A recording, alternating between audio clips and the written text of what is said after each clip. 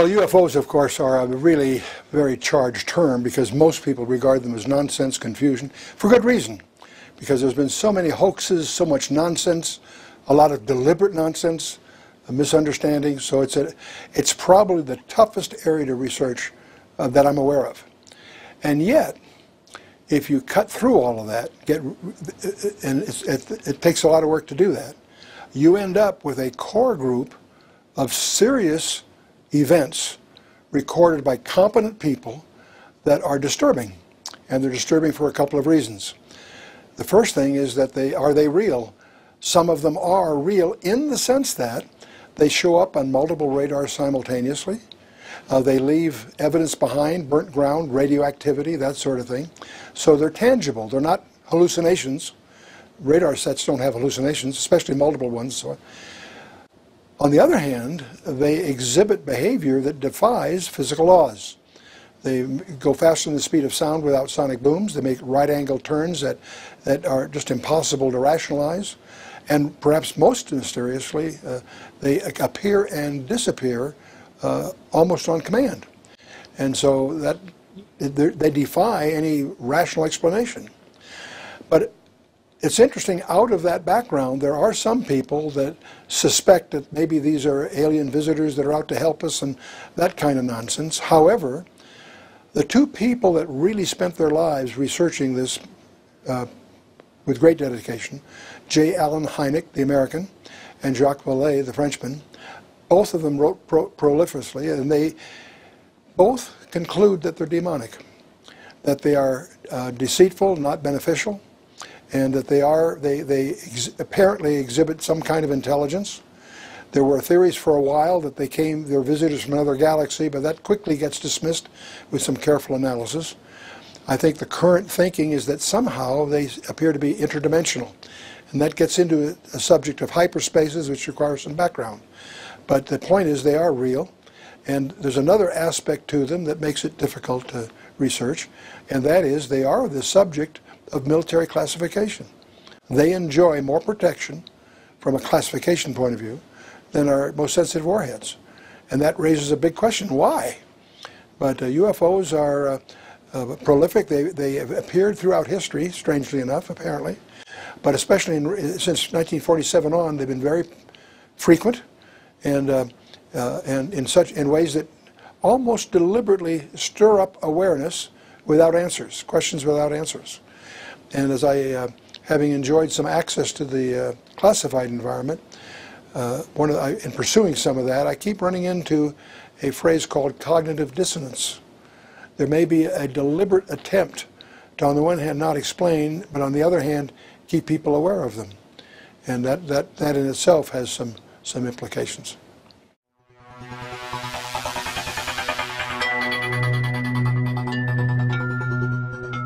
We have all been trained in Euclidean geometry, three-dimensional worlds. Einstein made scientific history by recognizing that we really live in 4 dimensions, by adding time to the mix. Time is a physical property. We know from a variety of background that we live in at least 10. That's the current dimensions. 4 of them are directly, we can experience them. But we know there's 6 others that we can't get at directly, but we know we can infer their existence mathematically.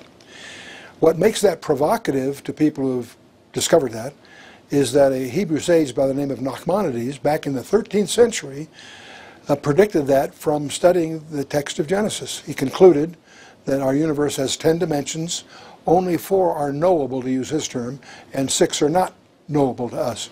And I find that fascinating because we've spent hundreds of millions of dollars on atomic accelerators to discover what Nachmanides did by studying the text. So some say 11, there's some debates among mathematicians about details, but there's awareness within the advanced scientific community that we live in more than just the 4 dimensions that we directly experience. If we take those things that are larger than us, larger than man's reach, and just lump that and call that the macrocosm, we suddenly are confronting astronomy, astrophysics, those kinds of things. The great discovery of 20th century science is that the universe is finite. It may be expanding, but it's finite. And that has staggering implications. That means it has a beginning, and it'll ultimately have an end. And that's what gives rise to these conjectures that go under the label of the Big Bang theories. There's 4 of them. None of them quite satisfactory, but that's the common conjecture, if you will. The point being that's an acknowledgement of the fact that we're dealing with a finite universe that had an origin. But the fact that it's finite is my point at the moment. If we go the other way, looking at what's smaller than man, call that the microcosm, that gets even weirder, because you and I would think that if we took, say, a length, a piece of string or something, and we cut it in half, we'd take whatever we have left and cut it in half again. And at least, maybe not physically, but conceptually, you think we could, whatever we have left, we can cut in half. It turns out, we discover, shockingly, that when you get 10 to the minus 33 centimeters, and you try to divide that, what we have there loses a property called locality. And that there's a term in physics of a characteristic called locality. And that observation has actually been proven in the laboratory. In 1987, they actually demonstrated non-locality. Every photon in the universe somehow is directly connected to every other photon. And that defies our normal thinking of space, if you will.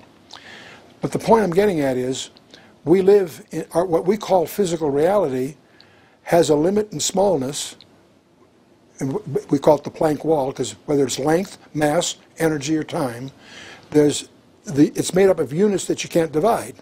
So there's a limit to smallness. There's a limit to largeness.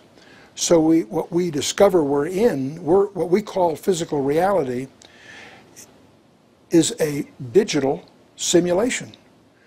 And there was an article in Scientific American, June of 2005, which was dealing primarily with the fact that constants in physics seem to be changing, but they make the observation that's profound, that if the constants of physics are changing, that implies that our physical reality is a shadow of a larger reality. And I was blown away when I first saw that, because that's exactly what the Bible's been saying all along. And so that leads to a conjecture that the universe, created with 10 dimensions, something occurred to restrict us to the 4 that we experience. Many of us, because of passages in the Bible, Romans 8, and that in Genesis 3, when God declares war because of the fall of man, the creation was made subject to the bondage of decay, the entropy laws and all of that. Apparently we're somehow tied to God's curse on the creation. Everything we know about the creation is post-curse. Prior to the curse, it may have had 10 dimensions, and for someone it was fractionated. So that some of us tend to regard those 6 inaccessible dimensions as the domain of things like angels, the domain of paranormal behavior. And it's our suspicion that the UFOs somehow are trafficking from those dimensions into ours. And that it turns out that if you try to speak about dimensions more than 3 or 4, the average person can't relate to it without special training. There are only 2 people that really relate to that. That's mathematicians with special training or small children. And so, but what we can learn a lot about dimensionality by going the other way. You and I are 3-dimensional beings. Imagine if we had a 2-dimensional universe, a piece of paper or a flat plane. We could imagine at least 2-dimensional beings in there. If we had 2 of those, getting from one to the other by them would be unthinkable, but we as a 3rd-dimensional being could pick them up and move them over. To them a miracle has happened, beyond their understanding. If I as a 3-dimensional being put my finger through their 2-dimensional world, they wouldn't see my finger, they'd see a thing that was a ring, and then it would shrink or if a ball passed through, it would appear as a dot that would become a ring. In other words, it only would be seeing the intersection of that 3-dimensional thing with their 2-dimensional world. So we begin to get some feeling for what dimension. Another example, if I have 2 beings there in that 2-dimensional world, I could put my finger a millionth of an inch away from each of them, no matter where they are. I can enjoy greater intimacy with each of them than they can with each other. So we certainly read the whole concept of an additional dimension starts to, we get a feeling for what that might mean. The evening of the resurrection, they were gathered in a room, frightened, doors were locked, 6-sided space, 4 walls, a floor and a ceiling. They're there, nervous.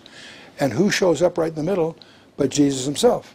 At first they're frightened, naturally, confused, thinking maybe he's a spirit or something, and he challenges them. He says, handle me and see. A spirit doesn't have flesh and bone as you see me have.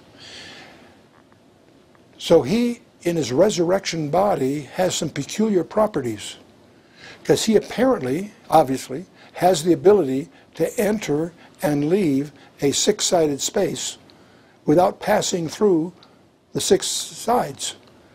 And a mathematician can deal with it. There's ways of mathematically dealing with that. To a mathematician that's skilled here, he would argue that it would take at least 11 dimensions to do that the way it seems to be described. Fine, whatever it is, it is. John, in his first letter, in chapter 3, verse 2, makes an interesting remark.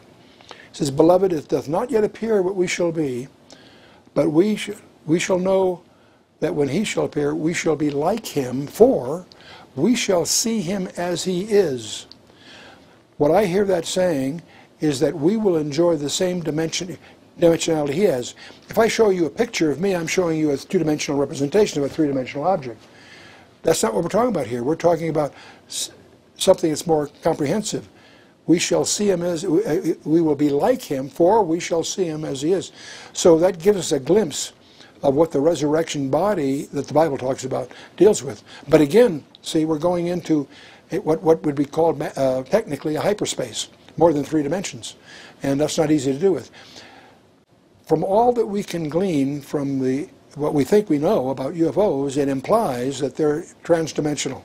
They somehow can enter our dimensionality and leave it somehow. And that implies, now we use the term demon denotatively to represent a certain kind of spiritual being. We also use the term connotatively demonic in the sense of spooky and negative kind of thing. And that's apparently what they are.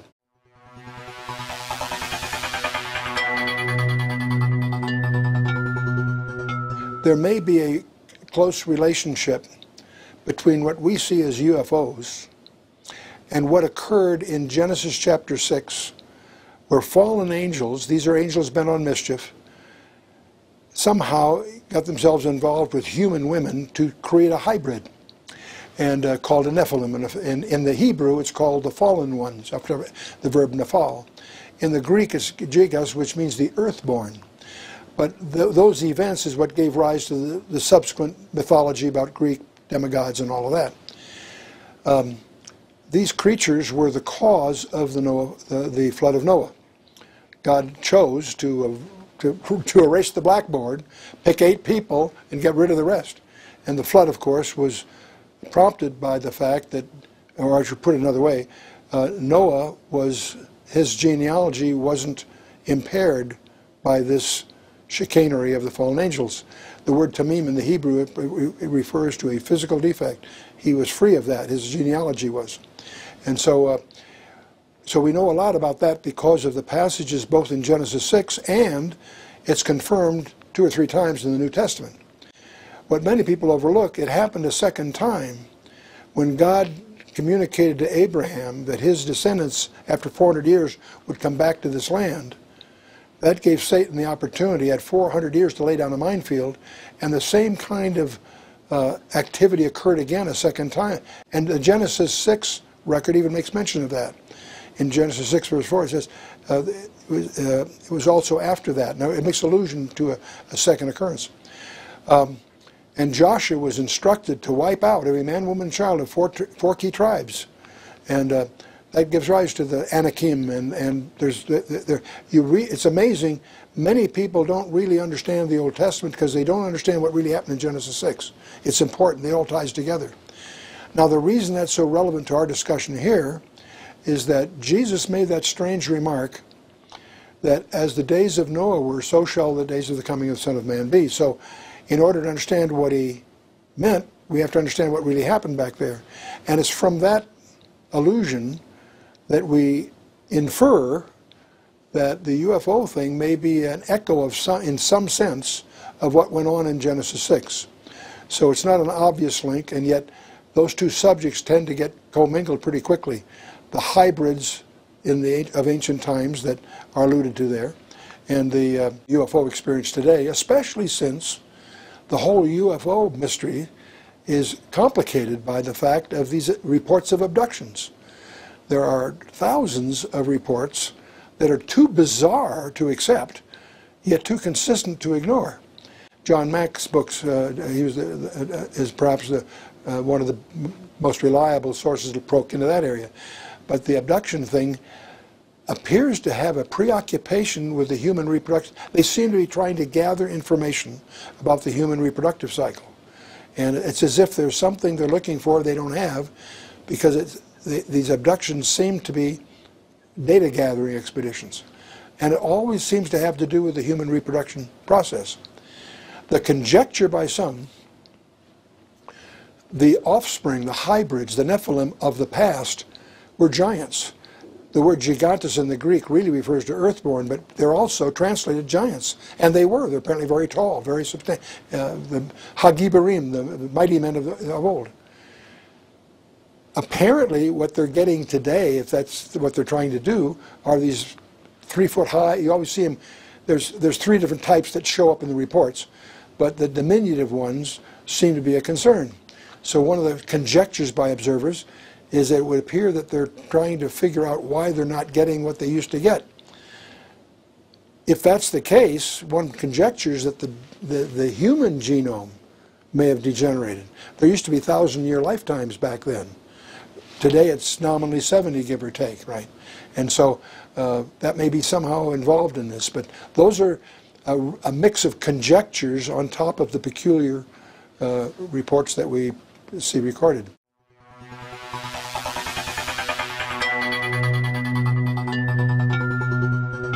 I got in a lot of trouble. I did a book on alien encounters. It was on the radio, so I was being interviewed. I made the remark that it was my view that a Christian can't be abducted.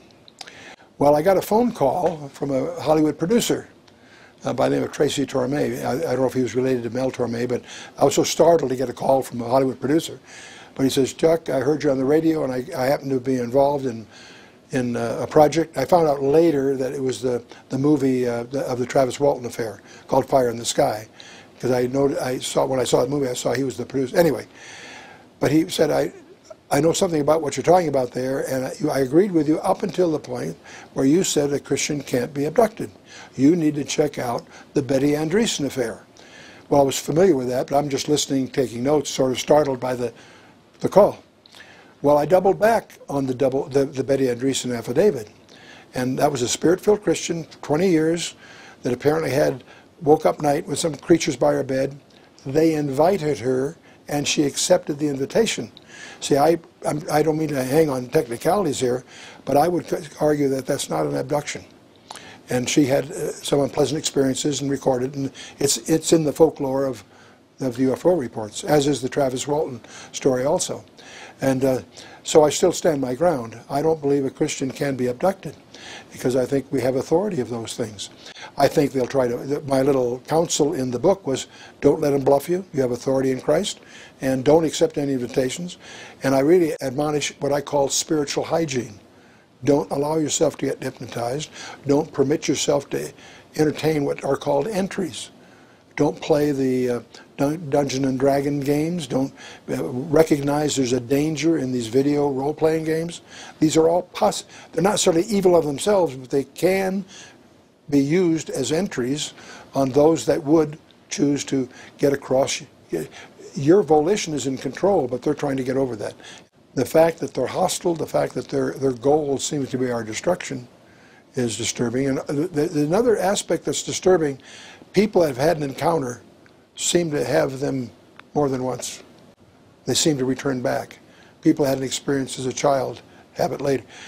Had an interesting dialogue with Hal Lindsey and Walter Martin. We were talking about these issues because Walter Martin was very aggressive on the idea that a Christian can't be possessed, and from the Scripture. And Hal had a number of experiences in his ministry that would seem to go the other way. And so they were friendly, just exploring that with a difference of view. But in comparing notes and exploring that, they came to an interesting conclusion.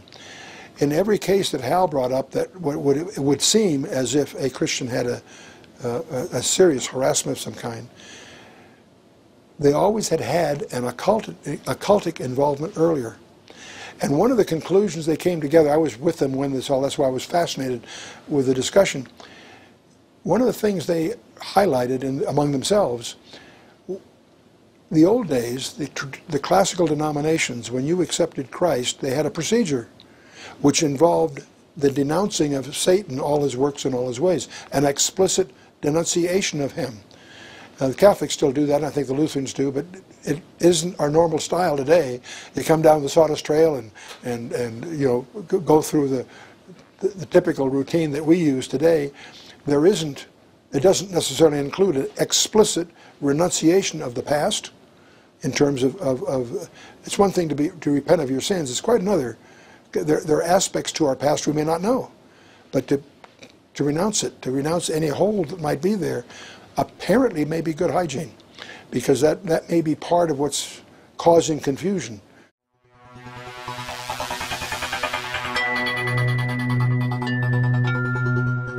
Science is supposed to be the examination and exploitation of evidence. It's a search for truth that derives from the examination of evidence, not from wishful thinking. Astrobiology has an embarrassment, is that it's a pretend science that has no evidence. Despite all the efforts and money being spent for years, there's no evidence of life outside the Earth. And I'm saying that not because I have a biblical bias, it's just a candid assessment of progress. There isn't any. In fact, even with the SETI conference in 1971 at the USSR Academy of Sciences, they got the 71 most experts together and spent some time comparing notes. When you read the proceedings of that, it's pretty interesting, because while they're looking at extraterrestrial intelligence, what was the goal, they inadvertently are also comparing notes on the likelihood of life outside. They use the Drake formula and all of that. But clearly, they come to the conclusion that it's a miracle. In other words, the co-occurrence of the mathematics is so unique that it becomes a good definition of what we mean by a miracle. And so, on the Earth. But it's a miracle on the Earth because it isn't anywhere else, no matter how hard they try. And for them to search for life outside is fine, well and good, but there should be a more candid acknowledgement that there ain't any so far. And so they have nothing to study. They have lots of things to conjecture about, and a lot of wishful thinking that masquerades as scientific articles.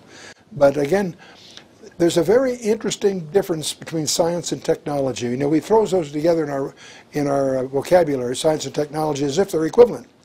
They're very, very different. Technology produces products. It's a self-validating discipline. And if you're good at it, you have products, and they provide benefit.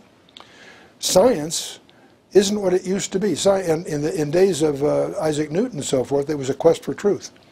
Science today is not. It's a priesthood. And if you don't toe the line of the current creeds, your career is in jeopardy. Try getting a job on any scientific staff if they find out you're a creationist. It's the kiss of death. And and that's just one example. It's astonishing. I spend more of my time, as I try to promote the Bible in various contexts, I spend most of my time undoing the effects of bad science. Most of what we're taught in college, not just high schools, is not true. Astronomy is obsessed with gravity, and if you get outside the solar system itself, gravity becomes a non-player. The plasma physicists have been trying to tell us that for years. No one's listening. So that's why we did Beyond Newton we went into all of that. The electric sky, the fact that when you get out to galaxies, you're talking about electrical behavior, not gravitational behavior. The astronomy world hasn't discovered that, because gravity's instinctive. The James Clerk Maxwell equations are not instinctive. It takes very special study. They behave very different. And that's what David Bohm got coming out of the plasma world, became so fascinated with, and he's the one that predicted at least the possibility that the universe may be really some kind of super hologram. And now they're beginning to get some suggestive evidence that that may be true. But again, the scientific community continually, well, I should put it the other way, our educational establishment continues to feed the kids stuff that is just not true. The nebular hypothesis, the birth of the planets, provably not true, and yet it's still taught at the college level. If you take a course in astronomy, you'll get exposed to the so-called nebula hypothesis. And not that it's shreddable, it's mathematically impossible. You've got 99% of the mass is in the sun, and yet 99% of the angular momentum in the planets. How do you get there? It turns out you can't. They were brought here. And what's so interesting, as we learn more of good science, it's converging to the very image the Bible tells in the first place. The 4 dimensions that Einstein discovered are listed in Ephesians 3:18. And you could go on and on, example after example, the zero-point energy. Some of the most advanced concepts in the field of astrophysics are in the Bible, but just not recognized because of that disjuncture. I find I spend more of my time correcting scientific misconceptions than as a preparation to what the Bible really says. Then when you see it, how it fits together, it blows you away.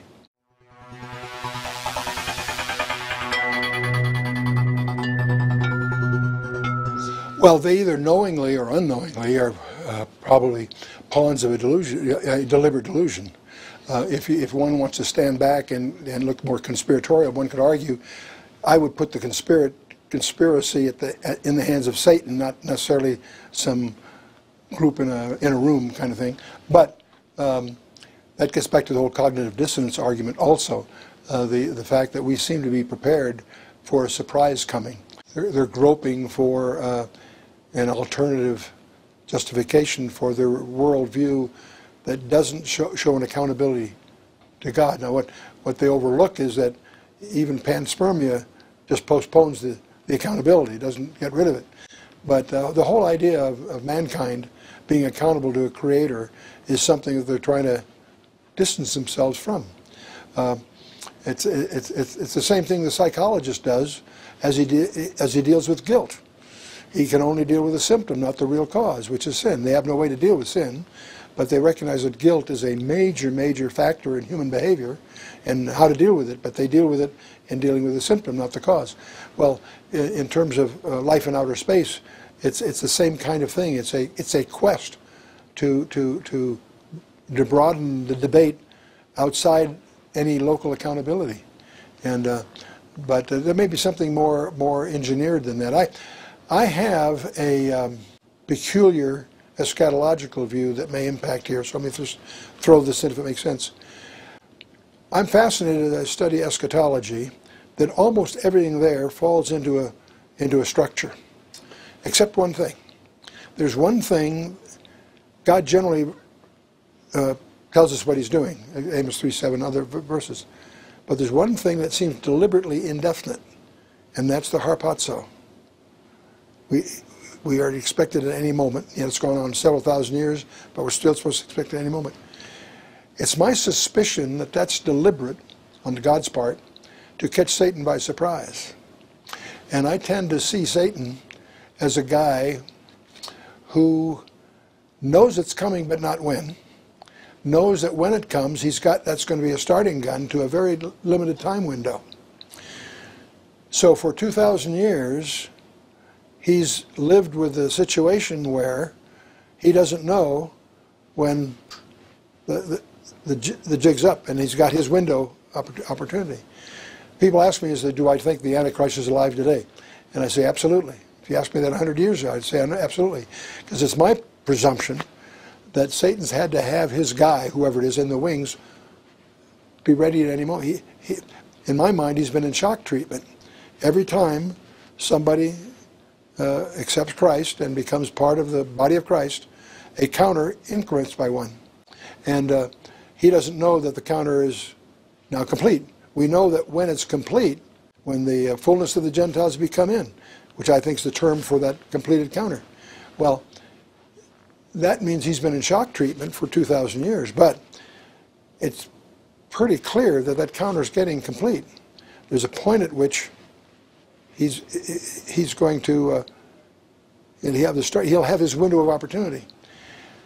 So that's what I'm with that prejudice behind me as just a presumption. As I watch the groping in astrobiology for life and so forth, and now that the fact they're almost trying to justify that kind of view, that if that yearning, that orchestration of events and so forth is Satan inspired, it could be that he's grooming us for the ultimate surprise, the ultimate delusion. Because Paul, when he talks about that, makes it it's the lie. It's not just deceit. It's a specific deception that that God's going to allow him to pull off. That's why when I see this embracement in our culture, not just in the Vatican, but also in our scientific community, for these kinds of ideas, we've really popularized in our culture the whole idea of, people from outer space. Some of the entertainments has them evil, attacking us. Others have them, they're supposed to try to help us. They have all these conjectures, but they've conditioned the human expectation to consider that part of our reality. That aliens, wherever they are would not surprise us that much.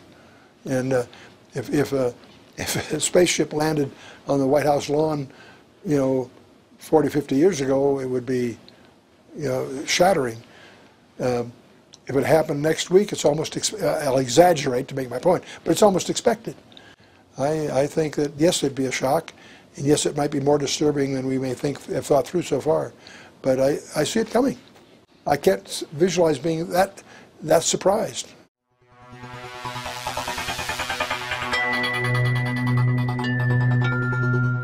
I'll tell you the problem we have right up front. You have to decide, is that life in the other planet X, wherever, is that life sinful or sinless? Either hypothesis ends up with a null, because if it's sinful life there, I have to account for it being paid on a cross that was erected in Judea 2,000 years ago. I can't build those bridges. Maybe there are some, but I don't see how you could. On the other hand, if it's sinless, I've got a bigger problem. In other words, depending on however I designate that in terms of its holiness, gives me a dilemma in terms of defending the biblical view.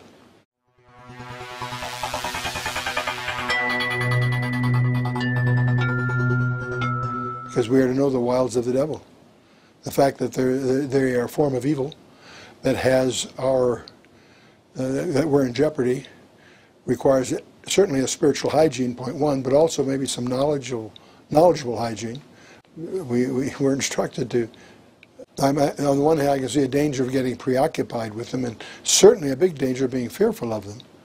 I think we need to know enough about them so we shouldn't be fearful of them. One of our greatest needs, in my mind, what the dedication of our whole activity, our own organization, is to try to repair the biblical illiteracy in the pulpits, let alone in the body. The great tragedy in our seminaries, they learn a lot of interesting things in seminary, but they don't really learn their Bible. I spend most of my time on people who are seminary graduates asking questions that they should have had answered long ago. Just plain biblical questions, And Genesis 6 is one of the best examples. I get hostile phone calls, not mad at me, but people on the phone who are really upset with the school they came from because they graduated from seminary and never heard anything but the Seth theory, the lines of Seth idea of Genesis 6. It's not a question of whether right or wrong. What they're angry about is they weren't even taught that there was an angel view. Now it happens that the lines of Seth idea is easily shredded from the text, and yet that's what's commonly taught in most seminaries. I shouldn't say most, I haven't counted them all. But and I use that as an example. There are other examples you find out just in the ministry. You discover that there's biblical, and I'm not talking about passages where there's a traditional doctrinal different point of view. There's room for that. I'm just talking about biblical literacy, and so that's step one in my mind. So for the church to have a voice to the public is to me sounds very ambitious right now. I'd like to see the church do a more effective job just with the body.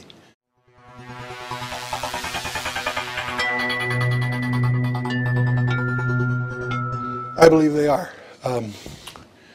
I'll go a step further.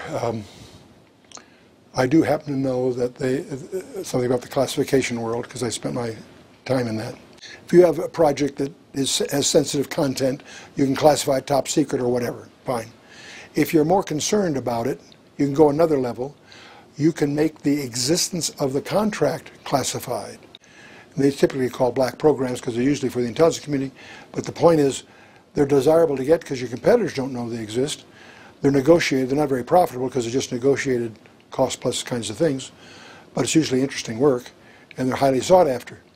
Those are compartmented, and many people in the classified world are familiar with what we call compartmented programs. If you've been around a little bit, there's a third level. I was in that world for 30 years, heavily active in that area, and I encountered a situation where I discovered, much to my amazement, there's a third level. And that's where the existence of the organization is classified. And there are court procedures and adjudication procedures for contracts, and where the existence of your contractor and contractee, the contractor his existence is classified. There are procedures well established to do it. I was surprised to get plunged into that world. I also have reason to believe that MJ-12 was real, and Majestic 12. Some 20 years ago, some documents floated around that purported that Harry Truman appointed 12 people, 6 military, 6 civilians, into a special Majestic 12 was a code name, and they were impaneled to deal with the UFO area. And there were documents how to handle alien bodies. They were floating around for not very long, when it was quickly discovered that they were a hoax. That the letter that Truman signed had a signature from some other thing, and the 12 people were very well-known, prominent people at that time. But the documents, anyway, for a number of reasons, that was discredited. So most people, there are two kinds of people running around: those that never heard of MJ-12, or those that know that's just a hoax. Except there's one guy that Stanton Friedman was running around, and he spent, what, 20 years or something, going to libraries. He decided to make a dossier on each of the 12. What most people aren't schooled in is what's called disinformation. Disinformation isn't just wrong information. It's a strategy. And if you're trying to hide MJ-12, one way to do that is to circulate some apparent materials about it, let them get discredited as a hoax, and that forever poisons the well. And from that point on, it's safe. I think MJ-12 is around, obviously under new names. And so, is the government involved? Absolutely. And that also is manifested by the fact that they have active classification protection.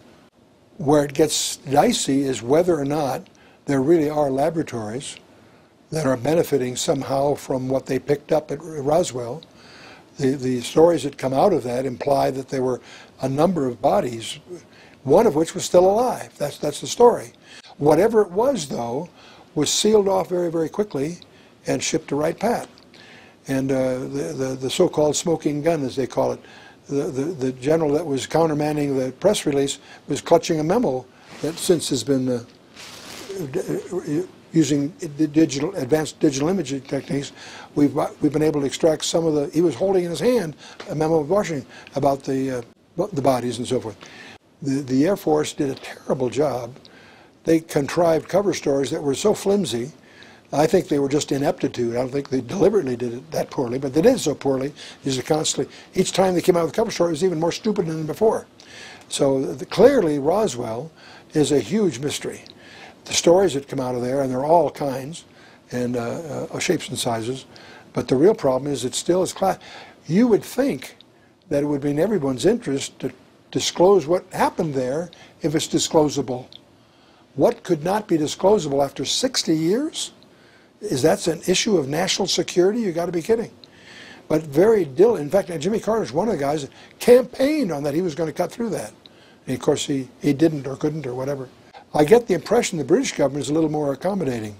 The Reynolds and Forrest thing apparently has been more released, but the reports there that they've released are pretty bizarre because it came back.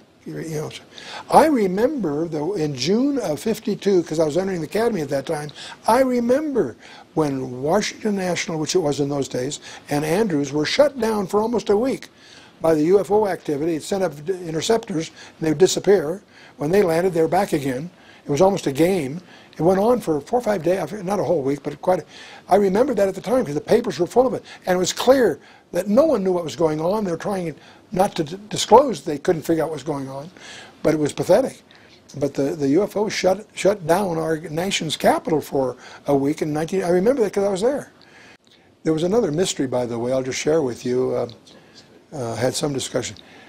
Not long, well, 20 years ago, whenever it was, there used to be a film going around of an alien autopsy. It didn't get very far. It floated around a little bit and was quickly discredited. Although, it wasn't a trivial effort. It was quite an elaborate room, and there was glass windows, people watching. In fact, the tip-off was people watching the other glass windows had surgical masks on, so you wouldn't be recognized. They're outside the environment. But the phone was the right kind of phone for that period. A whole bunch of things about it. Someone had gone through a lot of trouble to try to make it look real. And yet it was still discredited, never got anywhere. Whoever put the money up obviously didn't recover because it didn't take off. I was with, in fact, it was a friend that was doing the formation flying study at NASA Ames. But I asked him, I said, I don't understand where the budget's coming from. In other words, the guy, whoever did that, spent some money because it wasn't a trivial production. And on the one hand, on the other hand, it was provably phony. And I'm confused because whoever put up the money didn't recover. Where's the money coming from? And the word I got back was cognitive dissonance. Oh, there's another example, strange example. Arizona. I forget the exact month. I think it was in March of that year. A huge V-shaped thing flies over Arizona, a good part of Arizona. A lot of people saw it. They scrambled aircraft, and people are upset. The next morning, the governor at the time tries to make a joke of it, and people were upset because they wanted answers, and he never got any decent answers. It was June, that was March. So I recall it was June. That event is on the front page of USA Today with a color picture. What puzzled me about it was, why? Why wasn't it reported in USA Today it was March something or other when it happened, within a day or two, because it was newsworthy, big turmoil in Arizona. No, the whole thing was covered in the press. It must have been 3 or 4 months later. I think it was March to June kind of thing. Well, I was really, in fact, I searched the paper for some excuse. Why did they run the article then? Was it some new discovery about it? Some new opinion about it? I could not. And at that time, not only was it on the cover of USA Today. That's where I first picked up on it, but it was also on some newscasts. They talk about the thing that went over Arizona, blah blah. What they don't tell you is that was back in March, 3 months ago. There wasn't a clear explanation of why is it a news issue now. This is June, not March. That puzzled me, but again, it's as if somebody was managing the news. For some reason, they're stirring that up, because it was 3 months after the fact. I can understand recording it then. You get the feeling that maybe that's, again, this cognitive dissonance thing.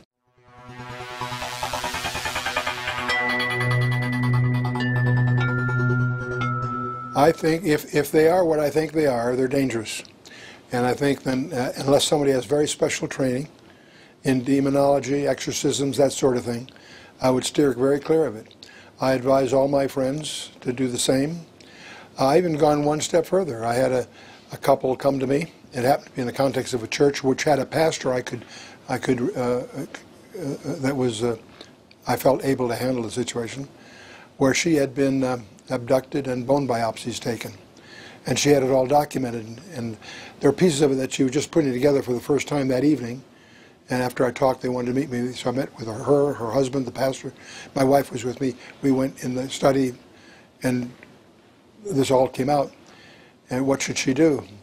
And I advised her to take all that documentation, put it in a safe deposit box. The only people that need to know about it is her husband and the pastor, and keep it a secret.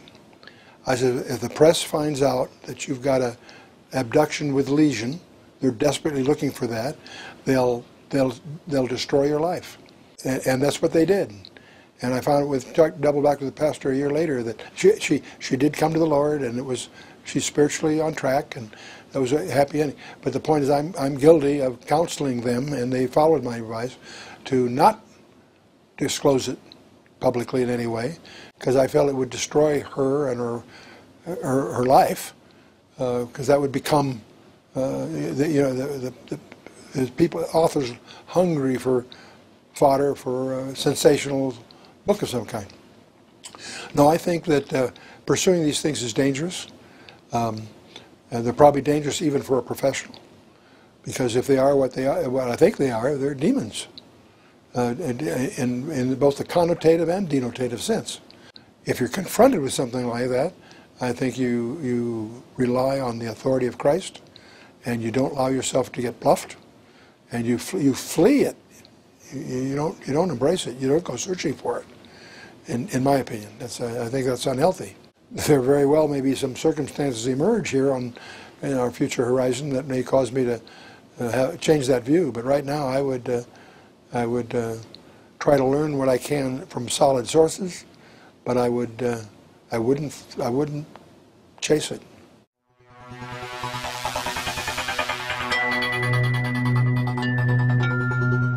Potentially, yes, absolutely, because the days of Noah were clearly hybrids that were generated by fallen angels.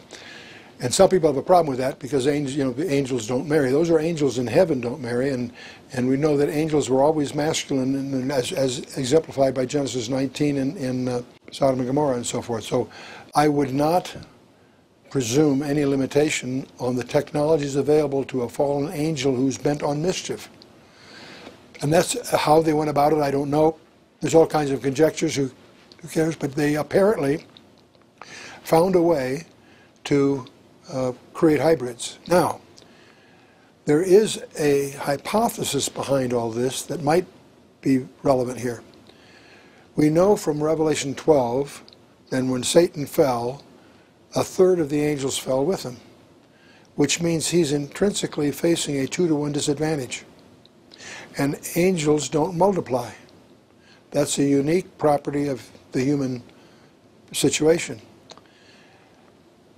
For the fallen angels bent on mischief for their leader, finding a way to somehow use the human genome as a way of procreating a hybrid that could give them an advantage. Not only because they get hybrids around on the mischief that they can accomplish, but let's talk about Noah's flood. When Noah's flood takes place, the hybrids drown. Their bodies drown. But is there a disembodied spirit that remains? Okay? There's a passage in Isaiah 26:14, I think, where the Rephaim cannot rise. In other words, those that are of that derivation are not eligible for resurrection. Okay? So there are disembodied spirits involved in the death of a hybrid. What happens to that disembodied spirit? It's a conjecture, but we notice when you study the New Testament, that's where the demons show up so prolifically, that there's a difference between angels and demons. I'm assuming fallen angels have the same characteristics of regular angels, which are what? They can take people by the hand, they indulge in combat. One angel slaughters 185,000 Syrians after dinner one night. You don't mess with angels, okay? Now, fallen angels obviously then are also formidable, maybe subject to some restrictions we don't know about, but whatever. But when we encounter demons in the New Testament, they're strange because they seem to be powerless except to the extent they can indwell somebody. And to indwell somebody apparently requires their permission. In fact, they can even indwell pigs with permission. There's that strange event in Gadara where they're confronting this single guy, and he is demon-possessed. Jesus has him identify, well, we are legion. They recognize who Jesus is. He hadn't been announced yet. This is early in the scheme of things. They recognize his deity. They're subject to his authority. They also know their destiny. Have you come to torment us before the time? We will learn a lot from that engagement. Then they ask him, they plead with him not to cast them into that herd of swine. Now, that's a strange request, but what's even stranger, Jesus gives them that permission. Why did he do that? I have a conjecture. He did it to show us that that wasn't a psychiatric disorder of the guy. These creatures were real. How many were there? It turns out Mark gives us that number. There were 2,000 of them in this guy. I mean, we clearly can't relate to that somehow. But they enter the swine, and then the swine themselves go off the cliff and they drown. So they still ended up dying. So why did Jesus give them the permission to enter the swine? My presumption is to demonstrate to his disciples who are watching that these things are real, they're dangerous, etc. But it's interesting, they could only do what they were granted permission to do. And I believe they can indwell a person only if they have his permission, tacit rather than explicit. That's why it's dangerous to have your kids play around with role-playing games that can entice them into a thing that a professional would call an entry. That if you study William Blatty's novel, The Exorcist, I was with Walter Martin, I was on his board in those days, he set out to discredit him. He was shocked because William Blatty had done his homework. His novel on The Exorcist was taken from several case studies, the primary one being a boy in New Jersey. He made it it's a girl in the story. He obviously took an author's liberties there, but the point is, it was based on real case studies. And in that case, it was a gal playing around with a Ouija board that started this whole nightmare that made up the novel. Walter didn't like the way the novel ended because he has Satan win, sort of. But he had to yield because he realized Blatty, he couldn't attack him directly because he'd done his homework. And I remember that so vividly about that. I learned a lot from Walter on those issues. I think there's a big distinction between the fallen angel and the demons, and very few books on demonology point that out. And yet I think I can build that from the biblical text. So that's the place where I have a view that's perhaps different than Merrill Unger and some others who are well noteworthy published in this area, but they don't make the discriminations that I think are in the text. Now, I may be wrong, we'll see, but I think there's a difference between the demons of the New Testament and fallen angels. In either case, though, getting back to your question now, is the UFO thing. I believe the UFOs are demonic for a lot of different reasons. Now, exactly what that means, I'm not sure. Are those things really fabricated, built? If so, where? I have no idea. I think that there's a very dangerous risk in having a substantial command of a particular technology.